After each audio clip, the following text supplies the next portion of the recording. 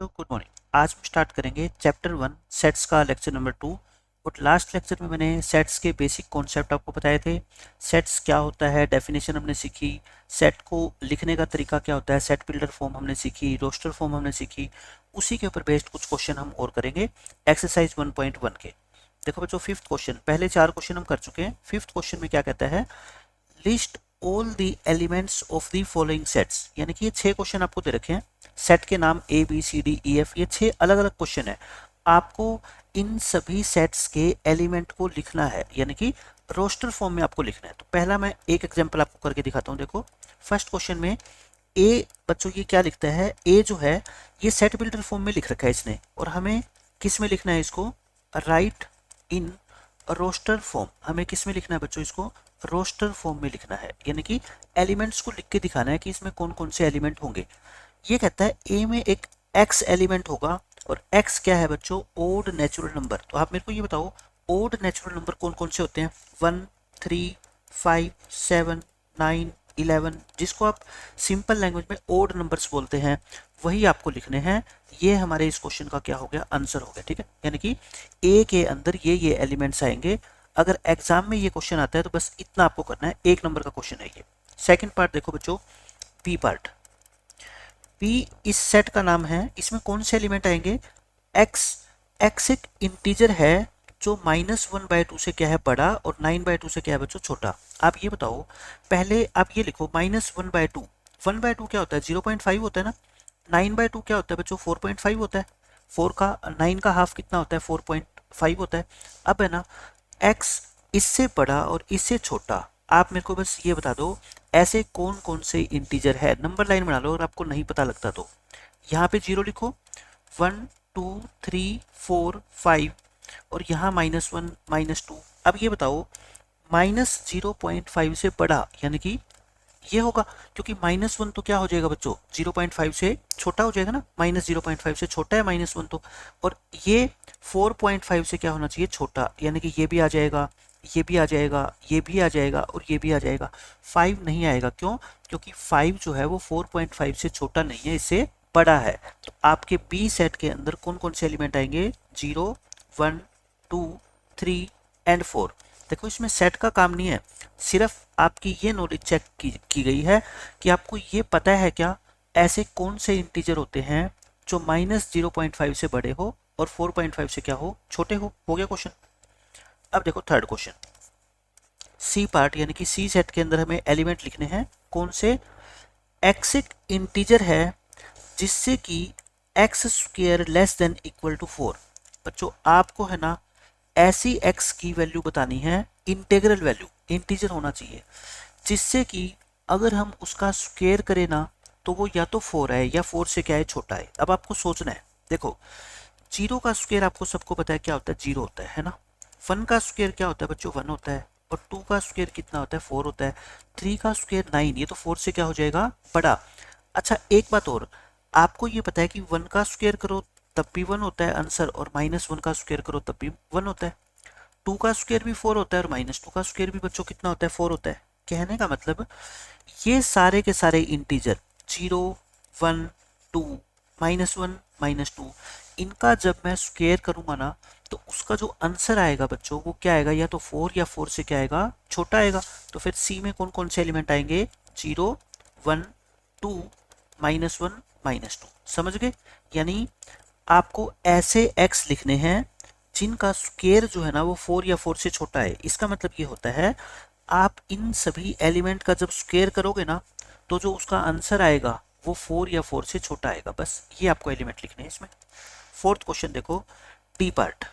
T set में कौन कौन से एलिमेंट आएंगे, एक्स एक लेटर है लोयल वर्ड का। बच्चों लोयल के अंदर देखो, वैसे तो 5 दिख रहे हैं आपको लेटर, है ना, अल्फाबेट, लेकिन ये 5 नहीं लिखने आपको, एल लिखना है, ओ लिखना है, वाई और ए, क्योंकि किसी भी लेटर को सेट के अंदर रिपीट नहीं करना। एल 2 बार है तो कितनी बार लिखा जाएगा बच्चों, को एक ही बार लिखा जाएगा। ये हमारा क्या आ गया, आंसर आ गया। अब देखो फिफ्थ पार्ट, ई सेट के अंदर कौन कौन से एलिमेंट आएंगे, आप देख लो। एक्स, एक्स क्या है बच्चों, मंथ है कोई जिसके अंदर 31 डेज नहीं है। आप बस मेरे को ये बता दो, एक साल में 12 महीने होते हैं, आप सबको पता है। उसमें कौन कौन से मंथ ऐसे होते हैं जिनमें 31 डेज नहीं होते?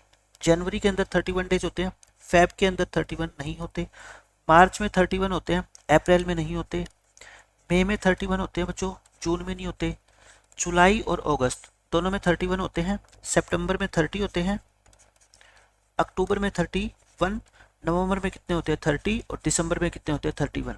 तो ई एलिमेंट सेट के अंदर ये एलिमेंट्स अपने आ जाएंगे। ये सारे वो मंथ है जिनमें 31 डेज नहीं होते। एफ फिफ्थ पार्ट देखो, सिक्स पार्ट इसका। एफ एक सेट है बच्चों, कहता है एक्स इज ए कॉन्सोनेंट। देखो इंग्लिश अल्फाबेट के अंदर कुछ क्या होते हैं आपके कॉन्सोनेंट होते हैं और कुछ क्या होते हैं वोवल्स। वोवल्स तो आपको सबको पता ही है, 5 होते हैं, ए ई आई ओ यू, ये 5 होते हैं। बाकी 21 अल्फाबेट को हम क्या बोलते हैं? कॉन्सोनेंट्स बोलते हैं, ठीक है। जैसे बी हो गया, सी हो गया, डी, एफ, जी, एच, ये सारे के सारे क्या होते हैं बच्चों? कॉन्सोनेंट होते हैं। ये कहता है ऐसे सारे कॉन्सोनेंट लिखो इंग्लिश अल्फाबेट में विच प्रीसीड्स के। बच्चों प्रीसीड्स के का मतलब होता है जो के से पहले आते हैं। क्या लिखोगे? जो के से पहले आते हैं। सिर्फ आपको इतनी सी इंग्लिश की नॉलेज होनी चाहिए, और अगर आपको नहीं भी है तो मैंने बता दिया। प्रीसीड का मतलब क्या होता है? जो के से पहले आते हैं। वे कॉन्सोनेंट बता दो जो के से पहले आते हैं। देखो एच तक तो मैंने लिख दिया। आई तो वोवल होता है। आई के बाद क्या आता है? जे। जे के बाद बच्चों के आता है, लेकिन के को नहीं लेंगे। क्यों? जो के से पहले आते हैं। के से पहले कौन कौन से आते हैं? ये सारे आते हैं ना, तो लिख दो यहाँ पे बी, सी, डी, एफ, जी, एच और जे। ये हमारा क्या हो गया? एफ सेट हो गया, ठीक है। ये क्या होते हैं? वो सारे के सारे कॉन्सोनेंट्स होते हैं जो के से पहले आते हैं। अच्छा एग्जाम में ये भी तो पूछ सकता है जो के बाद आते हैं, है ना, वो इंग्लिश में कैसे लिखाएगा? विच विच सक्सीड्स, विच सक्सीड्स के। इसका मतलब होता है जो के बाद आते हैं। तो आपको दोनों चीजें पता होना चाहिए इंग्लिश में। सक्सीड्स का मतलब जो उसके बाद आते हैं, प्रीसीड्स का मतलब क्या होते हैं? जो पहले आते हैं। जैसे आपने छोटी क्लासों में सक्सेसर और प्रीडिसेसर बच्चों पढ़ा होता है ना, सक्सेसर और प्रीडिसेसर। ये क्या होता है आप बताओ मेरे को। प्रीडिसेसर क्या होता है? एक छोटा, है ना। जैसे प्रीडिसेसर में कहूँ 10 का तो कितना होएगा? 9, यानी कि जो 10 से जस्ट पहले आता है उसको प्रीडिसेसर बोलते हैं। तो ये प्रीसीड्स वर्ड उसी से बना है। सक्सेसर का मतलब क्या होता है? एक बड़ा, यानी कि सक्सेसर ऑफ, मैं कहूँ आपको 9 तो वो कितना होता है बच्चों? 10, यानी कि 9 से जस्ट बड़ा नेचुरल नंबर कौन सा होता है? 10 होता है। बस यही आपको प्रोसीड और सक्सीड्स का मतलब पता होना चाहिए। फिफ्थ क्वेश्चन आपका पूरा हो गया। सिक्स्थ क्वेश्चन देखो बच्चों, बहुत आसान क्वेश्चन है। पहले मैं आपको कुछ चीजें बता देता हूँ। फैक्टर्स क्या होते हैं? फैक्टर्स, फैक्टर्स कह लो या डिवाइजर्स कह लो, या क्या कह लो बच्चों? Divisors of A number. किसी नंबर के फैक्टर्स क्या होते हैं? जैसे मैं बात करूं 6, फैक्टर्स ऑफ 6, फैक्टर्स ऑफ 6।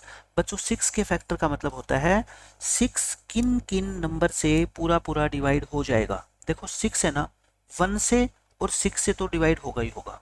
कोई भी नंबर 1 से और खुद से तो डिवाइड होता ही होता है ना। इसके अलावा 6 2 से भी डिवाइड हो जाएगा, 6 3 से भी डिवाइड होएगा, बस और किसी से नहीं होता। इन चारों नंबर्स को हम क्या बोलते हैं बच्चों? फैक्टर्स बोलते हैं। किसके फैक्टर्स है ये? Factors of 6। और फैक्टर का दूसरा नाम होता है बच्चों डिवाइजर्स। तो फैक्टर या डिवाइजर के बारे में आपको नॉलेज होनी चाहिए। प्राइम नंबर क्या होते हैं आपको पता होना चाहिए। प्राइम नंबर्स कौन से होते हैं बच्चों? प्राइम नंबर जिनके 2 फैक्टर होते हैं, एग्जैक्टली 2 फैक्टर्स, एग्जैक्टली 2 फैक्टर्स, ना 2 से कम ना 2 से ज्यादा। सबसे छोटा प्राइम नंबर कौन सा होता है? 2, फिर 3, फिर 5, फिर 7, फिर 11, है ना। ये क्या होते हैं बच्चों? प्राइम नंबर होते हैं। अच्छा प्राइम नंबर में एक खास बात होती है, 2 एक ऐसा नंबर है जो इवन है। It is the only prime number, it is the only prime number which is even.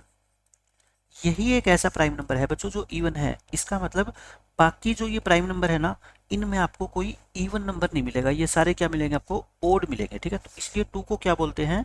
2 को एक स्पेशल नाम होता है, इसको बोलते हैं इवन प्राइम नंबर। क्या बोलते हैं बच्चों इसको? Even prime number. तो ये भी आपको नॉलेज होनी चाहिए। अब देखो क्वेश्चन करते हैं। सिक्स्थ क्वेश्चन में आपसे ये कह रखा है एक तो लेफ्ट हैंड साइड है, लेफ्ट हैंड साइड में तो बच्चों एक सेट को रोस्टर फॉर्म में लिखा गया है और राइट हैंड साइड में सेट बिल्डर फॉर्म में लिखा गया है। इनको आपको है ना क्या करना है, मैच करना है, ठीक है। जैसे छोटे बच्चों को सिखाते हैं मैच द फॉलोइंग, वही क्वेश्चन है। पहले ये बताओ 1 2 3 6 ये क्या है, सारे 6 के फैक्टर है ना, यानी कि x एक ऐसा नेचुरल नंबर है जो 6 का क्या है, डिवाइजर है। तो मतलब कि इसके आगे क्या लिख देना आप, c के आगे फर्स्ट पार्ट लिख देना, हो गया खत्म। फिर देखो सेकंड 2 3 देखना बच्चों क्या है, एक प्राइम नंबर है और जो 6 के क्या है, डिवाइजर भी है। देखो 6 के ये सारे डिवाइजर होते हैं, इसमें ना तो 1 प्राइम है ना 6 है, 2 और 3 प्राइम हो गए है ना। तो इसका आंसर कौन सा होएगा बच्चों, आपका सेकंड पार्ट। फिर ये तो दिख ही रहा है, ये मैथमेटिक्स जो वर्ड है उसी के लेटर है, ठीक है। तो ये कौन सा हो गया आपका थर्ड। तो बाकी क्या बच गया आपका, ये फोर्थ बच गया ना। और ये नंबर कैसे हैं बच्चों, ये सारे ओड नेचुरल नंबर्स है जो 10 से छोटे हैं। 10 से छोटे ओड नेचुरल नंबर यही होते हैं। तो ये थी आपकी एक्सरसाइज 1.1 कंप्लीट। अब हम करते हैं बच्चों एक्सरसाइज 1.2। इस एक्सरसाइज के अंदर क्या क्या कॉन्सेप्ट यूज होंगे, सबसे पहले मैं आपको वो बताता हूँ। बहुत ईजी एक्सरसाइज है। इस एक्सरसाइज में, पूरी एक्सरसाइज के अंदर कुछ important types of sets use होंगे। जैसे पहला है फाइनाइट सेट क्या होते हैं, ये मैं आपको आज बताऊंगा। इनफाइनाइट सेट क्या होते हैं, नल सेट। नल सेट के 3 नाम होते हैं, नल सेट, एम्प्टी सेट या फिर वॉइड सेट। फिर होता है एक सिंगलटन सेट और फिर होता है बच्चों इक्वल सेट्स। क्या होता है, इक्वल सेट्स। इनकी सभी की डेफिनेशन मैंने लिखी हुई है, मैं एक एक आपको एक्सप्लेन करता हूँ। देखो फाइनाइट सेट, इसके नाम से क्लियर है, फाइनाइट सेट उस सेट को बोलते हैं जिसमें नंबर ऑफ एलिमेंट्स क्या हो बच्चों, फाइनाइट। क्या हो, नंबर ऑफ एलिमेंट्स फाइनाइट हो। फाइनाइट का मतलब होता है जिनको हम काउंट कर सकते हैं, which can be counted. Finite का मतलब क्या होता है, विच कैन बी काउंटेड। अच्छा अब ये मत समझ लेना कि सर मान लो हमारे को कोई ये कहे कि अपने इंडिया के अंदर टोटल पॉपुलेशन कितनी है, बताओ। टोटल पॉपुलेशन को काउंट किया जा सकता है क्या, आप कहोगे सर बिल्कुल काउंट किया जा सकता है, क्योंकि जैसे हमारा सेंसेक्स जारी होता है हर 10 साल के अंदर, तो गवर्नमेंट काउंट करती है ना। वो एक अलग बात है कि एग्जैक्ट काउंट नहीं कर सकते, बट अगर मान लो आपका एक घर है, आपके घर के अंदर मान लो 5 मेंबर है, आप उनको काउंट कर सकते हो। ऐसे आपके जितने भी घर है मान लो देश के अंदर, वो सारे घर को गवर्नमेंट फोन कर करके बोल दे कि अभी की अभी काउंट करके हमारे को ना बताओ कि आपके घर में कितने मेंबर है। कहने का मतलब ज्यादा चाहे कितने भी हो, लेकिन उनको काउंट करना पॉसिबल है या नहीं है, बस मैं इतना पूछ रहा हूँ। पॉसिबल है ना, यानी कि विच कैन बी काउंटेड, इसका मतलब जिनको काउंट करना पॉसिबल हो, वही क्या होते हैं बच्चों, फाइनाइट सेट होते हैं। मैं आपको एग्जांपल देके समझाता हूँ। जैसे मान लो ए एक सेट है, मैंने लिख दिया it is A set of all prime numbers, it is A set of all prime numbers less than 100। इसका मतलब है ए सेट के अंदर 100 से छोटे सारे प्राइम नंबर आएंगे। तो बताओ 100 से छोटे यानी कि 2 आएगा, 3, फिर 5, फिर 7, फिर 11 है ना, 13, 17। 100 से छोटा सबसे लास्ट प्राइम नंबर कौन सा आएगा आपका, 97। तो ये कितने एलिमेंट है, फाइनाइट है ना। कितने भी ज़्यादा हो कितने भी कम हो, लेकिन है तो कैसे, फाइनाइट है। तो यहाँ पे ए सेट को क्या बोलेंगे हम, फाइनाइट सेट बोलेंगे। क्या बोलेंगे, फाइनाइट सेट। मैं एक एग्जांपल देता हूँ। Set of all animals, all animals living on earth, कि धरती के ऊपर जितने भी एनिमल रहते हैं उनके सेट को, ये भी क्या है बच्चों, फाइनाइट सेट। अब आप ये मत समझ लेना कि ये तो सर इनफाइनाइट एनिमल्स है। जैसे धरती पे रहने वाले इंसानों को हम काउंट कर सकते हैं, क्या ये पॉसिबल नहीं है क्या कि हम एनिमल्स को भी काउंट कर सकें। किया तो जा सकता है ना। बेशक आप ये कहो कि आपके लिए ये टास्क इम्पॉसिबल हो, लेकिन आप खुद सोचो, एक जिम्मेवारी फिक्स कर दी कि आप जो है ना आपके घर के सामने जो भी एनिमल्स है, मान लो काऊ है, डॉग है, उनको काउंट करोगे। ऐसे आपके पड़ोस में रहने वाला बच्चा दूसरे एनिमल को काउंट करेगा। काउंटिंग पॉसिबल तो है ना। तो ये सेट कैसा होगा आपका, फाइनाइट सेट होगा, ठीक है। अब infinite set, A set in which number of elements is infinite, जिसके अंदर नंबर ऑफ एलिमेंट्स क्या हो बच्चों, इनफाइनाइट हो। जैसे ए सेट को मैंने लिख दिया 1 2 3 4 5 6 एंड सो ऑन। अब आप ये बताना ए सेट के अंदर क्या आ रहा है, नेचुरल नंबर। और नेचुरल नंबर कितने होते हैं बताओ, कोई फाइनाइट थोड़े होते हैं। कितने भी लिखते जाओ, नेचुरल नंबर कभी भी खत्म नहीं होते। तो ये कैसा सेट है? It is an infinite set. आप समझ गए इनफाइनाइट सेट का मतलब क्या होता है? जिसमें नंबर ऑफ एलिमेंट क्या होंगे बच्चों? इनफाइनाइट होंगे। अब देखो third, null set, empty set या वॉइड सेट। नल या एम्प्टी, इसके नाम से क्लियर है। एम्प्टी, एम्प्टी का मतलब क्या होता है? खाली, जिसमें कोई एलिमेंट ना हो। A set in which there is no element, कोई एलिमेंट ही ना हो। मैं ऐसे लिखता हूं, मान लो ए सेट को मैंने बच्चों, सेट का आपको पता है ये सिंबल होता है ना, कर्ली ब्रैकेट, मैंने ये सिंबल तो लगा दिया, लेकिन इसके अंदर मैं एलिमेंट लिखना भूल गया, कुछ भी नहीं लिखा मैंने। तो ये क्या होगा बच्चों? It is an empty set. आप है ना ऐसे समझ लो कि आपने अपने घर में एक रूम तो बना दिया, लेकिन उस रूम के अंदर कोई मेंबर नहीं है, कुछ भी नहीं है उस रूम के अंदर। तो वो रूम कैसा होगा बच्चों? एम्प्टी कहलाता है ना। तो ये सेट, आपने सेट का सिंबल तो बना दिया, लेकिन उसके अंदर एलिमेंट लिखना ही भूल गए, तो वो क्या होगा बच्चों? एम्प्टी सेट होगा। अब आप मेरे को खुद जवाब दो, क्या ये सेट एम्प्टी है या नहीं है? कोई बच्चा कहेगा सर एम्प्टी है क्योंकि इसमें जीरो है। मैं कहता हूँ जीरो एक एलिमेंट तो है ना। जीरो एक, जैसे मान लो एक बच्चे का नाम आपने रख दिया जीरो, और उसने, आपने उस बच्चे को कमरे के अंदर बंद कर दिया, तो क्या आप ये कहोगे कि ये कमरा खाली है? उस बच्चे का नाम जीरो है, लेकिन वो एलिमेंट तो है ना, इसलिए ये सेट एम्प्टी नहीं है। It is not an empty set. तो ध्यान रखना इस बात का कि एम्प्टी सेट के अंदर कुछ नहीं आता, लेकिन यहाँ पे तो जीरो आ गया, तो ये कैसे एम्प्टी हो सकता है? ठीक है, ये एम्प्टी नहीं है। मैं एक सेट लिखता हूँ B, x such that x belongs to natural number and 2x minus 1 equal to 0।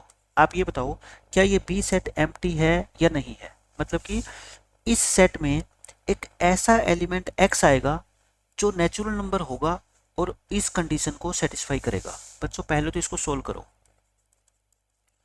2x कितना आ गया? 1, x कितना आ गया? 1/2। अब आप एक बात बताओ, यहाँ से तो x की वैल्यू एक ही आ रही है, कितनी? 1/2। क्या 1/2 नेचुरल नंबर है? नेचुरल नंबर तो नहीं है।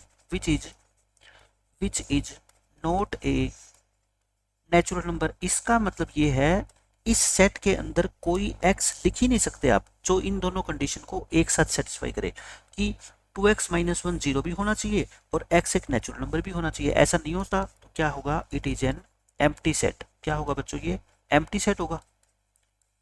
और एक खास बात है कि एम्प्टी सेट को डिनोट किया जाता है हमेशा, empty set is always denoted by, यानी कि इसको लिखा जाता है किससे? एक सिंबल होता है बच्चों, ये इस सिंबल को क्या बोलते हैं? फाई। क्या बोलते हैं? फाई। हिंदी में भी लिख देता हूँ मैं, फाई बोलते हैं। इस सिंबल को हम हमेशा क्या बोलेंगे? फाई बोलेंगे। एम्प्टी सेट को क्या लिखते हैं? फाई लिखते हैं। यानी कि अगर मैं ये लिख दूं phi is equal to this, तो ये ट्रू है क्योंकि ये एम्प्टी सेट है, और एम्प्टी सेट को हम क्या लिख सकते हैं? फाई लिख सकते हैं। ठीक, क्या बोलेंगे इसको? फाई बोलेंगे। खत्म, empty set. Fourth, singleton set. नाम से ही क्लियर है, सिंगल। सिंगल का मतलब क्या होता है? वन, जिसके अंदर सिर्फ कितने एलिमेंट हो बच्चों? वन एलिमेंट हो, उसको हम क्या बोलते हैं बताओ? सिंगलटन सेट बोलते हैं। जैसे मैं ये लिख दूं ए एक सेट है x such that x belongs to natural number and x square is equal to 4। ठीक है, अब आप ये बताओ मेरे को इस सेट के अंदर कितने एलिमेंट होंगे? आप कहोगे सर पहले तो इसको सोल्व करना पड़ेगा, है ना। x की वैल्यू क्या आएगी? 4 का स्क्वायर रूट, लेकिन साइन क्या आएगा? प्लस माइनस 2, यानी कि एक 2 और एक -2। लेकिन बच्चों ध्यान से सुनो, x तो नेचुरल नंबर से बिलोंग करता है, इसका मतलब x सिर्फ किसके इक्वल ले सकते हैं हम? 2 के। तो मतलब a जो सेट है ना, इसमें एक ही एलिमेंट आएगा, कितना? 2। ये कैसा सेट है फिर? It is A singleton set. कैसा सेट है बच्चों? Singleton set. क्यों? क्योंकि इसके अंदर सिर्फ एक ही एलिमेंट है। अब आप ये बताओ पी मैंने लिख दिया 2, ये क्या है? सिंगलटन सेट है। 2 की जगह 3 लिख दोगे तब भी क्या है बच्चों? ये सिंगलटन सेट है। जिस सेट में आपको लगे ना एक ही एलिमेंट है, उस सेट का नाम क्या होता है? सिंगलटन सेट होता है। फिफ्थ देखो, ये इंपॉर्टेंट है, इसमें कहता है इक्वल सेट्स। देखो नाम से क्लियर है, इक्वल सेट्स, यानी कि दो सेट को हम ए और बी है, मान लो दो सेट, उनको इक्वल कहेंगे कब? एक तो n A equal to n B. इसका मतलब ये होता है बच्चों, एन ए का मतलब क्या होता है? एन ए का मतलब क्या होता है? Number of elements in set ए। यानी कि ए सेट के अंदर जितने एलिमेंट है ना उतने ही एलिमेंट होने चाहिए सेट बी में, लेकिन सिर्फ इतना ही काफ़ी नहीं है कि 4 एलिमेंट अगर ए सेट में है तो बी में भी कितने होने चाहिए 4। इसके साथ साथ बच्चों इनमें एलिमेंट सेम भी होने चाहिए। सेम का मतलब जैसे एलिमेंट ए में है ना वैसे ही same to same element B में होने चाहिए। मैं आपको एक एग्जांपल दे देता हूँ, उससे क्लियर हो जाएगी। ए सेट है बच्चों 1 2 3 4 और बी सेट है आपका 1 2 3 4। बताओ क्या ये दोनों सेट इक्वल है? कोई बच्चा कहेगा सर बिल्कुल इक्वल है ये तो, है ना। Here A is equal to B. मैं आपको दूसरा एग्जांपल देता हूँ, आप खुद बता दोगे। एक सेट ए है 1 2 3 4, एक सेट बी है 2 3 1 4। क्या ए और बी इक्वल है? मैं कहता हूँ बिल्कुल इक्वल है। अब एक बच्चा डाउट में आ गया कि इसमें तो एलिमेंट का ऑर्डर चेंज है। बच्चों सेट के अंदर अगर आप 1 2 लिखते हो या 2 1 लिखते हो इससे कोई फर्क नहीं पड़ता, ये भी वही सेट है और ये भी वही सेट है, ठीक है। तो इसमें भी 4 एलिमेंट है, इसमें भी 4, और एलिमेंट भी सेम है 1 2 3 4 1 2 3 4, तो ये क्या है? दोनों इक्वल है। मैं ए सेट को लिखता हूँ 1 2 3 और बी सेट को मैं लिखता हूँ बच्चों ए बी सी। बताओ क्या इक्वल है? आप कहोगे सर इक्वल नहीं है। क्यों? क्योंकि इन दोनों सेट में एलिमेंट नंबर ऑफ एलिमेंट्स तो इक्वल है, इसमें भी 3 इसमें भी 3, लेकिन एलिमेंट सेम नहीं है। इसमें तो 1 2 3 है, इसमें ए बी सी है, तो यहाँ पे A is not equal to B. कैसे लिखोगे आप? A is not equal to B. तो ये होते हैं इक्वल सेट्स की डेफिनेशन। ये आपके 5 प्रॉपर्टी यूज होएगी एक्सरसाइज 1.2 में। अब हम एक्सरसाइज 1.2 सोल्व करते हैं। देखो बच्चों फर्स्ट क्वेश्चन, ये पहले हम एग्जांपल करते हैं। इसमें कहता है state which of the following sets are finite और इनफाइनाइट। आपको बताने हैं कौन सा सेट फाइनाइट है और कौन सा इनफाइनाइट है। बहुत आसान है। देखो फर्स्ट पार्ट, ए नाम दे दो इसको। कहता है एक्स एक नेचुरल नंबर है जो इस कंडीशन को सेटिस्फाई करे। बच्चों आपको इसको सोल्व करना होता है। इस इक्वेशन को सोल्व करोगे तो इसको 0 पुट करोगे फैक्टर को, और एक बार इस फैक्टर को 0 पुट करोगे, x की वैल्यू यहाँ से 1 आएगी और यहाँ से कितनी आएगी 2, मतलब कि दोनों ही नेचुरल नंबर है। तो ए सेट क्या आ गया बच्चों 1 2। ये क्या है बताओ? फाइनाइट है ना। It is a finite set, क्योंकि इसमें नंबर ऑफ एलिमेंट कैसे हैं? काउंटेबल है, जिनको हम काउंट कर सकते हैं। 2 ही एलिमेंट है इसमें। हो गया क्वेश्चन खत्म।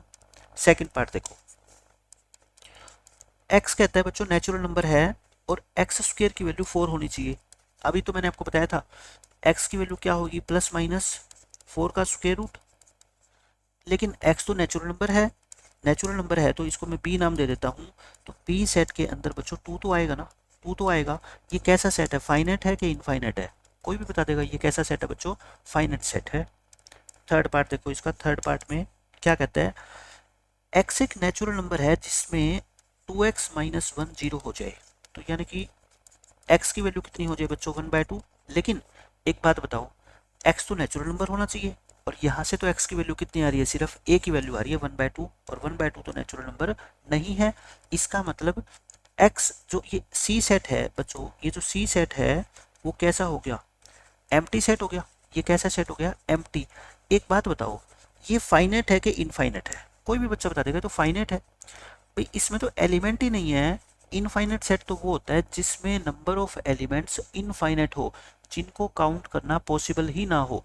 इसमें तो एलिमेंट ही नहीं है, तो ऐसा कैसे कह दोगे कि इसको काउंट करना पॉसिबल नहीं है? बिल्कुल पॉसिबल है। कितनी है इसकी काउंटिंग? 0। इसमें कोई भी एलिमेंट नहीं है, फाइनाइट सेट हो गया। फोर्थ पार्ट देखो, इसको डी नाम दे दो। एक्स एक नेचुरल नंबर है और एक्स प्राइम है। बच्चों ऐसे नेचुरल नंबर बताओ जो प्राइम है, यानी कि प्राइम नेचुरल नंबर कौन से होते हैं? Prime number 2 3 5 7 11 13 17। अब आपको सिर्फ ये बताना है क्या ये फाइनाइट है या इनफाइनाइट है। कहाँ तक लिखोगे बच्चों? कभी भी खत्म नहीं होते प्राइम नंबर, ठीक है। तो ये कैसा है? इनफाइनाइट सेट है। इनफाइनाइट सेट हो गया, क्वेश्चन खत्म। फिफ्थ पार्ट देखो, ई नाम दे दो। एक्स एक नेचुरल नंबर है और एक्स ओड भी है, यानी कि x is an odd natural number. X कैसा है बच्चों? ओड नेचुरल नंबर है। तो कौन कौन से नेचुरल नंबर ऐसे होते हैं जो ओड होते हैं? 1 3 5 7 9 11 13। बताओ ये कैसा सेट हो गया? फाइनाइट या इनफाइनाइट? इनफाइनाइट हो गया ना। क्यों? क्योंकि कोई लिमिट नहीं है, कभी तक लिखते जाओ, ये कभी भी खत्म नहीं होंगे। क्वेश्चन खत्म। Sixth example. सेवेंथ एग्जाम्पल देखो, कहता है find the pairs of equal sets if any and give reasons. Give reason का मतलब तो ये होता है आपको बस ऐसे नहीं लिखना कि a is equal to B, आपको पूरा क्वेश्चन सोल्व करके दिखाना है, ठीक है। इन 5 सेट में से a b c d e इनमें से जो जो सेट इक्वल है ना आपस में वो लिखने हैं, ठीक है। लिखें सॉल्यूशन। देखो ए सेट तो क्लियरली दिख रहा है, इसमें ए की एलिमेंट है कौन सा, 0। बी सेट की बात करता हूं मैं बच्चों, बी सेट में आप मेरे को ये बताओ ऐसा एलिमेंट x बताओ जो x 15 से तो बड़ा हो और 5 से छोटा हो। क्या आप कोई ऐसा एलिमेंट सोच सकते हैं, ऐसा नंबर जो 5 से छोटा और 15 से बड़ा, बताओ कैसे हो जाएगा। 15 से बड़े नंबर तो कौन से होते हैं, 16 17 18 है ना, और 5 से छोटे कौन से होते हैं, 4 3 2। नेचुरल नंबर की अगर बात करें, ऐसा तो कोई नंबर है ही नहीं जो 5 से छोटा हो और 15 से क्या हो, बड़ा। तो बी सेट कैसा हो गया बच्चों, एम्प्टी सेट। बी सेट तो कैसा हो गया यहाँ पे, एम्प्टी सेट। पहले आप सारे के सारे सेट को लिख लो, फिर आपको खुद ही पता लग जाएगा कौन से इक्वल है और कौन से नहीं है। और ए सेट कैसा था बच्चों, सिंगलटन सेट जिसमें एक ही एलिमेंट है। अब बात करते हैं हम सी की। देखो x माइनस 5 जीरो होना चाहिए, x की वैल्यू क्या आएगी 5, मतलब सी सेट के अंदर ए की एलिमेंट है, कितना है बच्चों 5 है, हो गया सी भी खत्म। अब डी की बात करते हैं, एक्स स्क्वेयर 25 के इक्वल होना चाहिए। बताओ एक्स स्क्वेयर की वैल्यू 25, एक्स की वैल्यू क्या होगी, प्लस माइनस 5 होगी ना, क्योंकि अब की बार आपको ये नहीं दे रखा कि नेचुरल नंबर है या नहीं है, तो आपको 5 भी लेना है और -5 भी लेना है, ठीक है, दोनों ही लोगे। फिर ई, एक्स एक इंटेग्रल पॉजिटिव रूट है, पॉजिटिव का मतलब बच्चों नेगेटिव नहीं होना चाहिए है ना, पॉजिटिव रूट है इस इक्वेशन का। इस इक्वेशन के आप क्या निकाल लो, पता है, रूट्स निकाल लो। क्वाड्रेटिक इक्वेशन है, फैक्टराइज कर लो, प्लस के 3 बनेंगे और माइनस के क्या बनेंगे 5। फैक्टर बनाने आपको आते होंगे, 10th क्लास में सीखे हैं।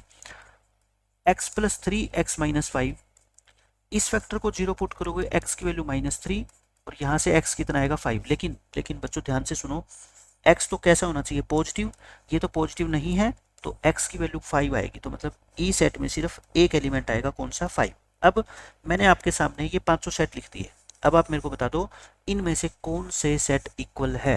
देख लो क्लियरली दिख रहा है, एक तो सी सेट और एक E. Here clearly C is equal to E, बस आपको यही बताना था कौन से सेट इक्वल है और कौन से नहीं है, मैंने बता दिया। 8th एग्जाम्पल देखो बच्चों, 8th एग्जाम्पल भी बहुत आसान है, 2 पार्ट है इस क्वेश्चन में, पहले हम फर्स्ट पार्ट करते हैं। Which of the following pairs of sets are equal and justify your answer. देखो ए पार्ट में कहता है, फर्स्ट पार्ट में एक्स जो सेट है ना वो बच्चों एलोए, एलोए एक वर्ड है, इसके लेटर से मिलके बना है, तो मतलब एक्स बताओ क्या होगा set, A L O Y, repeat तो करना ही नहीं।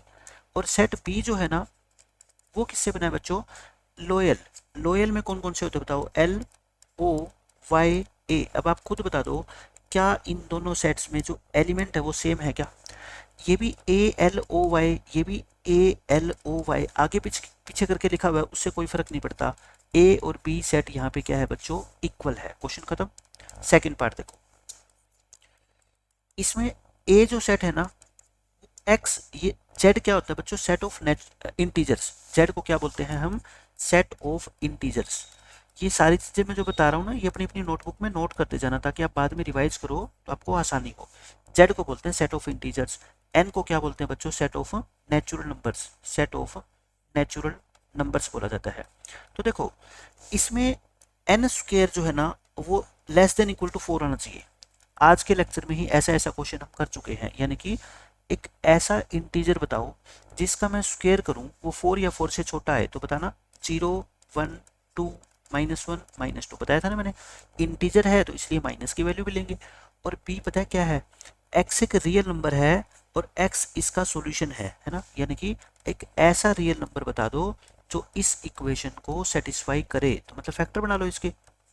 क्या फैक्टर बनेंगे, माइनस के 2x और माइनस के x, फैक्टर बनेंगे बच्चों x -2 x -1, x की एक वैल्यू आ गई 1, एक वैल्यू आ गई 2, तो बी सेट में कैसे एलिमेंट आएंगे, एक 1 और एक 2।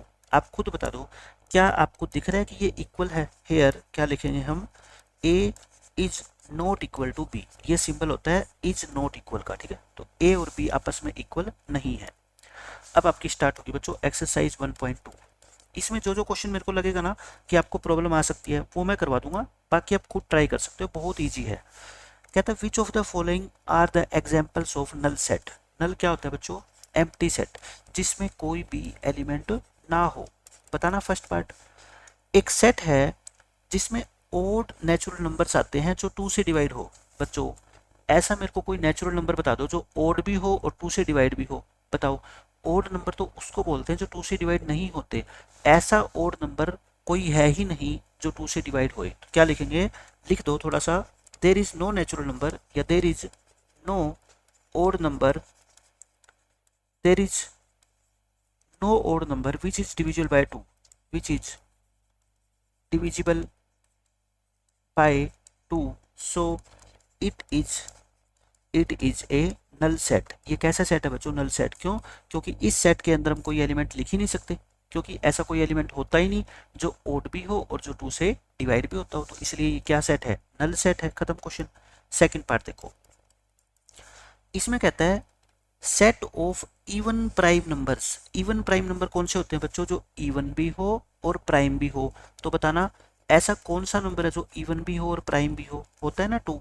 तो ये कैसा सेट है? It is not a null set. बताओ नल सेट कैसे है? एक एलिमेंट तो आ गया ना इसमें, तो नल सेट थोड़े है ये। अब देखो थर्ड पार्ट, एक्स एक नेचुरल नंबर है जो बच्चों 5 से तो क्या हो? छोटा। देखो इसका मतलब क्या होता है बताओ आप मेरे को? इसको कैसे पढ़ते हैं?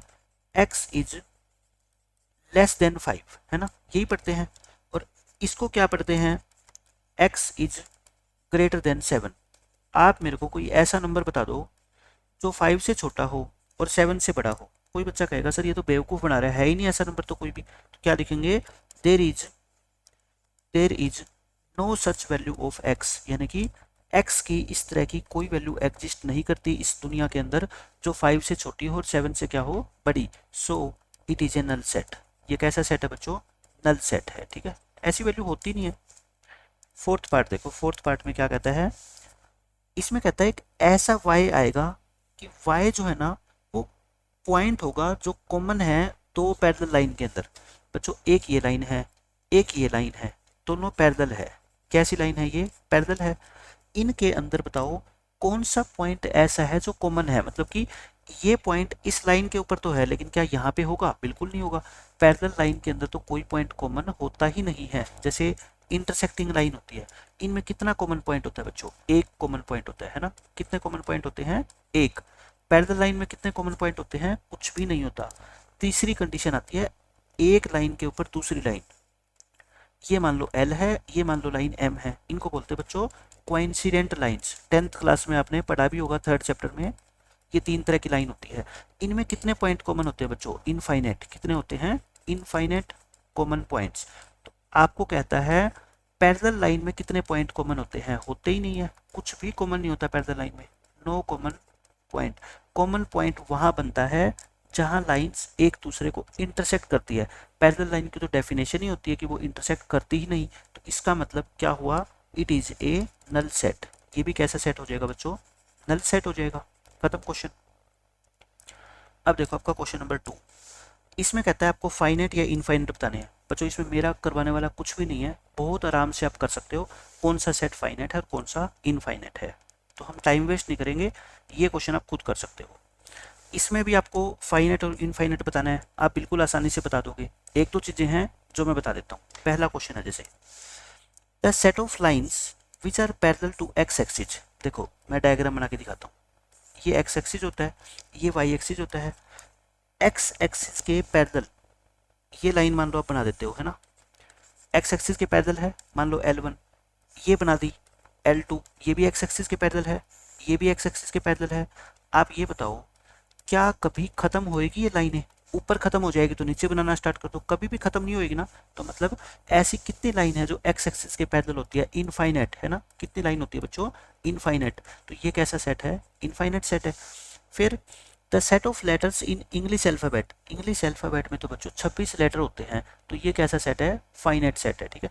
थर्ड पार्ट देख लो, मल्टीपल्स ऑफ 5। बच्चों 5 के मल्टीपल, 5 1 जा, 5 2 जा, 5 3 जा, 5 4 जा, कभी भी खत्म नहीं होंगे। तो ये कैसा सेट है बच्चों? आपका इनफाइनाइट सेट है। ठीक है। कैसे है ये? Infinite set. ये मैंने बताया था धरती पे रहने वाले एनिमल फाइनाइट है क्योंकि इनको काउंट किया जा सकता है। फिफ्थ पार्ट देख लो, the set of circles passing through the point 0 0। इसका मतलब देखो, passing through the point 0 0 origin बोलते हैं इसको, ये 0 0 होता है, आपको सबको पता है ना। ऐसे सर्कल कितने हैं जो इस पॉइंट से पास होते हैं, बस आप मेरे को ये बता दो। देखो मैं सर्कल बना रहा हूँ, आप खुद बता देना मेरे को। ये एक सर्कल है जो इस पॉइंट से पास हो रहा है ना। अब मैं क्या करूँगा, कंपास को थोड़ा बड़ा खोल लूँगा, है ना। पहले मैंने रेडियस मान लो इतनी ली, अब मैं थोड़ा बड़ा सर्कल बनाऊंगा, लेकिन उसको मैं पास यहीं से कराऊंगा ऐसे। बताओ क्या ऐसा सर्कल बनाना पॉसिबल है? बिल्कुल पॉसिबल है। अब एक बच्चा कहेगा सर मैं आपसे भी एक और सर्कल बड़ा बना दूंगा, लेकिन पास में 0 0 से कराऊंगा। अब बताओ मेरे को ऐसे कितने सर्कल पॉसिबल है? इनफाइनाइट है ना। ये तो मैंने 3 बनाए हैं, आप 30 बना लो, 300 बना लो, तो ये कितने सर्कल है बच्चों? Infinite circles are possible. तो ये कैसा सेट हो गया? इनफाइनाइट सेट हो गया। बस ये बात आपको बतानी थी मेरे को। फोर्थ क्वेश्चन देखो, इसमें कहता है आपको ए और बी इक्वल है या नहीं है ये बताना है। बता दोगे ए और बी इक्वल है या नहीं है? बहुत आसान है, अपने आप कर लेना, क्योंकि ऐसे क्वेश्चन आप खुद नहीं करोगे तो फिर सेट्स चैप्टर आपसे होने वाला है ही नहीं। इसमें भी यही कहता है, are the following pair of sets equal. क्या ये 2 क्वेश्चन है, देखो फर्स्ट क्वेश्चन मैं करवा देता हूँ। कहता है रीजन दे के बताओ क्या ये ए और ये बी इक्वल है। मैं कहता हूँ ए तो फिक्स है 2,3, बी है ना, इसने कंफ्यूज कर दिया अपने को। कहता है एक ऐसा एक्स है जो इस इक्वेशन का सॉल्यूशन है। तो बताओ इस इक्वेशन का सॉल्यूशन निकालना आप जानते हो ना। इसको मिडिल टर्म को स्प्लिट करो, +2 और +3 बनेंगे ना। तो फैक्टर क्या बनेंगे बच्चों? x+2 और x+3। इस फैक्टर को 0 पुट करोगे तो x की वैल्यू आएगी -2 और यहाँ से आएगी -3। अब आप ये बताओ बी सेट है -2 और -3, क्या आप कह सकते हो कि ये दोनों सेट इक्वल है? बिल्कुल भी नहीं है, क्योंकि इसमें जो एलिमेंट है ना वो है 2,3, इसमें है -2, -3। तो ए और बी इक्वल नहीं है। इक्वल तब होते हैं जब एलिमेंट्स बिल्कुल एज इट इज हो। ठीक है, ये है। सेकंड आप खुद कर लेना। इसमें देखो ए सेट जो है उसमें कौन कौन से आएंगे? एफ ओ एल, ओ लिख चुके, डब्ल्यू है ना। और बी सेट में कौन कौन से एलिमेंट है? वोल्फ के W O L F. Same ही तो है, ये आगे पीछे करके लिखे हुए हैं, तो यहाँ पे ए और बी सेट क्या है बच्चों? इक्वल है। सिक्स्थ क्वेश्चन देखो, बहुत आसान है। इसमें से कौन कौन से इक्वल सेट्स है वो आपको बच्चों क्या करने हैं? सेलेक्ट करने हैं। कर लेना। इक्वल सेट दिख ही रहे हैं आपको कौन कौन से है, बहुत आराम से दिखाई दे जाएंगे आपको। देखो ए सेट के जैसा कौन सा है? 2 4 8 12। देखो 2 4 8 12 कहीं दिख रहा है क्या आपको? ए सेट के साथ में कोई भी नहीं आएगा शायद, है ना। ए सेट के साथ में कोई भी नहीं आएगा। बी देखो 1 2 3 4, 1 2 3 4 ये रहा है ना, 1 2 3 4। तो यहाँ पे क्या होएगा? बी और डी आपस में इक्वल है। और देखो सी के इक्वल देखो 4 8 12 14 है कोई? बिल्कुल भी नहीं है। ये भी हो गया खत्म, ये भी है ना। डी के देखो 1 2 3 4 के इक्वल ए की है ना, कौन सा? बी, वो हम लिख ही चुके हैं, छोड़ दो। ई -1 1, देखना ये रहा 1 -1। तो ई और जी आपस में क्या है? इक्वल है। फिर देखो ये खत्म, ये भी खत्म, ऐसा भी कोई सेट नहीं है, ऐसा भी कोई सेट नहीं है। तो बस यही इस क्वेश्चन का आंसर आ गया। आपको वे सेट लिखने हैं जो इक्वल हो। एक बी और डी इक्वल है, एक ई और जी इक्वल है। तो ये था बच्चों आपका एक्सरसाइज 1.2 कंप्लीट। इस एक्सरसाइज के अंदर हमने मेनली क्या सीखा? सेट्स के टाइप, फाइनाइट सेट कैसे होते हैं, इनफाइनाइट कैसे होते हैं, नल सेट क्या होते हैं, सिंगलटन सेट क्या होते हैं, और इक्वल सेट्स क्या होते हैं। और इसके अंदर कोई खास बात है नहीं, सिंपल सेट्स की डेफिनेशन मैंने आपको बता दी, सारे एग्जाम्पल कर लिए, सारे के सारे हमने क्वेश्चन डिस्कस कर लिए। मिलते हैं नेक्स्ट लेक्चर में। Bye bye, take care.